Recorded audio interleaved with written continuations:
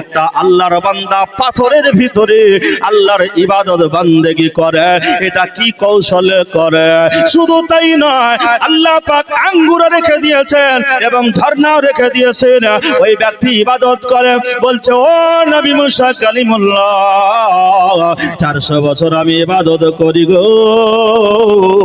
এই আঙ্গুর ফল যখন ক্ষুধা লাগে খায়, ঝর্ণার পানি খায়। আল্লাহ পাক আল্লাহ তাআলা কুদরত দেখো না, পাথরের ভিতরে আল্লাহ চাইলে এই পাথরের ভিতরেও মানুষকে জিন্দা রাখতে পারে। এটা আল্লাহ পাকের কারিশমা, এটা আল্লাহরই কারিশমা। পাথরের ভিতরে সুন্দর করে রেখেছেন। এই পাথরটা দেখে আরো আশ্চর্যিত হলেন যে আপনার ওই ব্যক্তির কাছে একটা লাঠি আছে সাদা রঙের। এটা আশ্চর্যিত হয়ে তিনি আশ্চর্য বোধ করলেন যে 400 বছর ইবাদত করছেন। আল্লাহর নবী মুসা আলাইহিস সালাতু সাল্লামের অন্তরটা যেন জাগটা খুশিতে বাগবাগ হয়ে গেল, আনন্দিত হয়ে আপনার গেলেন। এমন সময় আল্লাহর দরবারে ফরিয়াদ খানা জানালেন, আল্লাহ ওগো মালিক, ওগো মাওলা, আমার মনে হয় এই আবেদের চাইতে দুনিয়ার বুকে আর বড় আবেদ মনে হয় তুমি সৃষ্টি আর করো না। ওগো রব্বুল আলামিন, এই ব্যক্তি এত বড় আবেদ যে চাইতে আর মনে হয় তুমি বড় ইবাদতকারী আর কাউকে বানাইও নাও, বানাওনি গো আল্লাহ। এমন সময় আল্লাহ পাক আবার ওহী দিয়ে দিলেন, ও নবী মুসা কালিমুল্লাহ, শুনে রেখে দাও, শুনে রেখে দাও। এই আবেদ 400 বছর আমি আল্লাহর ইবাদত করেছে, আমি তার উপরে রাজি হয়ে গেছে, খুশি হয়ে গেছে। ও নবী মুসা কালিমুল্লাহ আলাইহিস সালাম, শুনে নাও, শুনে নাও, আমি এমন একজন নবীকে দুনিয়ার বুকে পাঠাবো রে। ওই নবীজি নাম হবে মুহাম্মাদুর রাসূলুল্লাহ সাল্লাল্লাহু আলাইহি সাল্লাম। ওই আমার মায়ার নবী, দয়ার নবীজি, যেই নামটা হবে মুহাম্মদ আহমদ, ওই নবীজির উম্মত উম্মতিকে আমি দামি উম্মত বানাবো, দামি উম্মত আমি করে দুনিয়াতে পাঠাবো আমার নবীর কারণে। ওগো নবী মুসা কালিমুল্লাহ, আমার নবীকে এমন একটা রাত্রি আমি দান করব, এমন একটা রাত্রি আমি দেব গো, যে রাত্রিটা, এই রাত্রি অপেক্ষা এই আবেদের 400 বছরের ইবাদত চাইতে একটা রাতের ইবাদত তার তুলনায় বেশি হইয়া যাবে।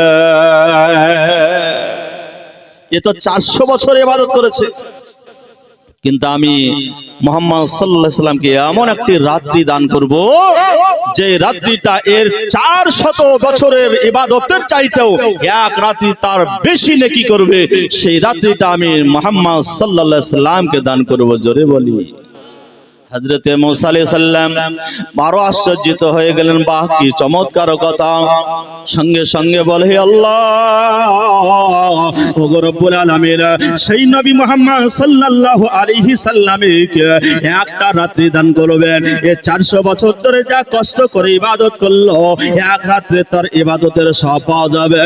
ওগো আল্লাহ, ওগো রব্বুল আলামিন, ওই রাত্রিটা যদি আমি পেয়ে যাই তাহলে আমি বড় ধন্য হইয়া যাব। জোরে বলি সুবহানাল্লাহ। আল্লাহুম্মা সাল্লি আলা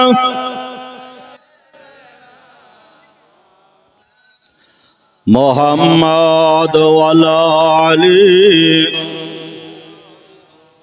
মাওলানা মুহাম্মদ সাল্লাল্লাহু আলা মুহাম্মাদিন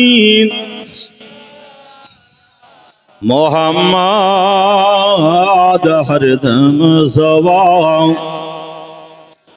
पाक नामे मोहम्मद हरदम ज़वा शफीअना মুহাম্মদ সাল্লাল্লাহু আলাইহি ওয়াসাল্লাম সেই রাত্রিটা কোন রাত্রির কথা বললেন? সেই রাত্রিটা হলো শবে বারাতের রাত্রি। সেই রাত্রিটাই হলো মিন্নি শাবান। জোরে বলি সুবহানাল্লাহ। আজকে আমরা সেই নবীর উম্মত হয়েছি রে বাবা। এই রাত্রিটা আজকে আমরা পেতে পারি, অনেকে পেয়েছে, কিন্তু সেই রাত্রিটা কাজে লাগাতে পারলাম না। আজকে সেই ভাগ্যবান আমরা উম্মত, যেই নবীর উম্মত হওয়ার জন্য প্রত্যেকটা নবীগণ আবেদন করলো, ইচ্ছা করলো, আকাঙ্ক্ষা করলো, কিন্তু আমরা ইচ্ছা আকাঙ্ক্ষা আশা না করেও আল্লাহ পাক এমন নসিব দিলেন গো যে ওই নবীজির উম্মত আল্লাহ আমাদের বানাইয়া দিলেন। ওই রাত্রিটা আগামী মঙ্গলবার দিন যে ইনশাল্লাহ আসবে, কালকে হলো মঙ্গলবার, তারপরে মঙ্গলবার। এ বেরাদার, ওই রাত্রিটা যদি আমরা ইবাদত করতে পারি তাহলে 400 বছরের ইবাদত যে বান্দা আল্লাহর করেছে তার চাইতে বেশি নেকি উপার্জন করা যাবে। আর যদি আমরা ইবাদত করতে না পারি তাহলে আমরা ওই 400 বছরের ইবাদতের নেকি আমাদের হাত থেকে যেন চলে যাবে, হাতছাড়া হয়ে যাবে। যদি আমরা সেই রাত্রিটা পেতে চাই, যদি আমরা সেই রাত্রিটা নিতে চাই গো, তাহলে ওই রাতের বেলা আমাদের ইবাদতে দাঁড়িয়ে যেতে হবে। দিনের বেলায় রোজা রাখতে হবে। কুমু লাইলাহা ওয়া আসাউমু ইয়াউমাহা। নবী আমার বলেন, দিনে রোজা রাখো, রাতে ইবাদত করো রে।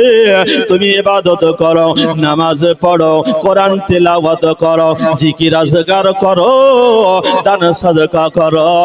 যদি এই রাত্রিটা তুমি ইবাদতের মধ্যে কাটাতে পারো রে, তোমার নসিবে 400 বছরের ইবাদতের ওয়াফার মিলে যাবে, জুটে যাবে। জোরে বলি সুবহানাল্লাহ। নবী বিনে প্রাণ বাঁচে না, একবার দেখাও না আমায় দয়া। রাসূল বিনে প্রাণ বাঁচে না, দেখাও না আমায়। ওরে মর বলি তোরে, নবী আমার গিয়েছে তোর পরে, মর বলে গিয়েছে সত। তবে নবীর পায়ের রেখা কেন পড়ে না? দয়ার নবী বিনে প্রাণ বাঁচে না, একবার দেখাও না আমায়। ওরে রাখাল শোনো তো ভাই, নবী আমার গিয়েছেন কোথায়? রাখাল বলে চিনি না নাবি, রাখাল বলে বুঝি না নাবি, তোমরা নবী করে কও। দয়ার নবী বিনে প্রাণ বাঁচে না, একবার দেখাও না আমায়। নবী কোথায় গেছে আমরা জানি না। রাখাল বলছে, এমন সময় বলছে, তবে একটি লোক ওই গাছের তলে সিজদায় পড়ে শুধু কান্না করে। ওরে তবে একটি লোক গাছের তলে সিজদায় পড়ে শুধু কান্না করে। রোজ হাসরে মহাবিপদে, রোজ হাসরে মহাবিপদে আমার উম্মত কেমন হবে পার? দয়ার নবী বিনে প্রাণ বাঁচে না, দেখাও না আমায়। দয়ার রাসূল বিনে প্রাণ বাঁচে না, একবার দেখাও না আমায়। আল্লাহুম্মা আসর পর বলবেন নাকি? মুহাম্মদ ওয়ালা আলী মাওলানা মুহাম্মদ সাল্লাল্লাহু আলা মুহাম্মাদিন। हरदम ज़बान से निकलो पाक, हरदम ज़बान से निकालो मोहम्मद सल्लल्लाहु अलैहि वसल्लम। हे बिरादार, বোঝা গেল দয়ার নবী সাল্লাল্লাহু আলাইহি সাল্লাম যে রাত্রিটাতে আপনার কবরস্থানে জান্নাতুল বাকিতে গিয়ে দোয়া করলেন, সেই রাত্রিটা কোন রাত্রি? শবে বারাতের রাত্রি। এর দ্বারা বোঝা গেল দয়ার নবী সাল্লাল্লাহু আলাইহি সাল্লামের সুন্নাত যে লাইলাতুল মিন নিসফে শাবান, শাবান মাসের রাত্রিতে কবর জিয়ারত করা সুন্নাত। হে বিরাদার, আজকে আপনার এই সমস্ত কিছু আজ থেকে আমাদের মধ্যে থেকে চলে গেল, কিন্তু যখন আমরা ছোট অবস্থায় মাদ্রাসায় পড়াশোনা করতাম গো, মানুষ আপনার লাইলাতুল কদরের রাত্রে, লাইলাতুল আপনার নিসফে শাবানের রাত্রে, লাইলাতুল বারাতের রাত্রে মানুষ আপনার কবরস্থানে গিয়ে আপনার কবরখানা জিয়ারত করে আল্লাহর দরবারে কেঁদে কেঁদে মুর্দাদের জন্য কান্নাকাটি করে আল্লাহর কাছে মাপ চাইতো। আজকে আমরা মুসলমান, মওত থেকে আমরা মনে হচ্ছে যে দূরে থাকবো, আজকে মনে করছি আমরা কবরে যাব না, আজকে আমরা মনে করছি মারা যাব না, কিন্তু না না, আপনার আমার একদিন মওত আসবে। যেমন করে আমার আত্মীয় স্বজন কবরে শুয়ে আছে, চিরজীবন নয়, মালিকানা চিরজীবন থাকবে না, রাজতন্ত্র চিরজীবন থাকবে না, বাদশাহী চারা চিরজীবন থাকবে না, সম্পদ চিরজীবন থাকবে না, বাহাদুরি চিরজীবন থাকবে না, চিরজীবন কোনো কিছুই থাকবে না, থাকবে না। এই দুনিয়া ছেড়ে কবরে চলে যেতে হবে। এই গ্রামবাসী এমন একটা মানুষ নাই যার আত্মীয় স্বজন কবরে শুয়ে নয়। কিভাবে দাওয়াত দিলে আপনি আসবেন? রান্না করতে হবে মাছ মাংস, আর দাওয়াত দিতে হবে ভাই চলো কবরস্থানে একটা মিলাদুন নবীর আয়োজন। কিভাবে ডাকলে আপনি আসবেন গো? খাবারের জন্য কি আসবেন? আপনার কি মা মারা গেছে মনে হয় না? আপনার কি আব্বা মারা গেছে মনে হয় না? আপনার কি দাদু মরে গেছে মনে হয় না?